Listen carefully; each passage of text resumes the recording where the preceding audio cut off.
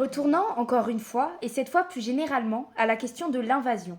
Je constate qu'il n'y a jamais eu une période au cours de ces longs siècles dont nous nous vantons, durant laquelle nous aurions pu donner à notre peuple une garantie absolue contre une invasion, encore moins contre d'importants raids. Du temps de Napoléon, dont je vous parlais il y a un instant, le même vent qui aurait poussé ces navires de transport vers notre rive de la Manche aurait pu en chasser notre flotte de blocus. Il y a toujours ce risque, et c'est ce risque qui a excité et trompé l'imagination de tant de tyrans continentaux. Beaucoup ne sont plus que de vieilles histoires. Nous sommes sûrs que de nouvelles méthodes seront adoptées, et quand nous devons nous préparer à toutes sortes de nouveaux stratagèmes et toutes sortes de manœuvres perfides, je pense qu'aucune idée n'est assez folle pour qu'elle ne soit pas considérée et scrutée avec un œil studieux. Et en même temps, je l'espère, sérieux. Nous ne devons jamais oublier les menaces sérieuses des forces marines et aériennes qui peuvent être exercées de manière ciblée. J'ai moi-même une confiance absolue que si tous font leur devoir, si rien n'est négligé et que les meilleures dispositions sont prises, comme elles le sont en ce moment, que nous allons nous montrer une fois de plus capables de défendre notre île natale, de traverser la tempête de la guerre et de suivre à la menace de la tyrannie si nécessaire pendant des années si nécessaire seuls.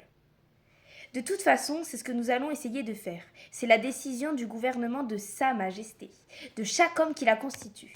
C'est la volonté du Parlement et de la nation. L'Empire britannique et la République française, unis ensemble dans leur quête et dans leurs besoins, défendront jusqu'à la mort leur terre natale, s'entraidant comme de bons camarades jusqu'aux limites de leurs forces.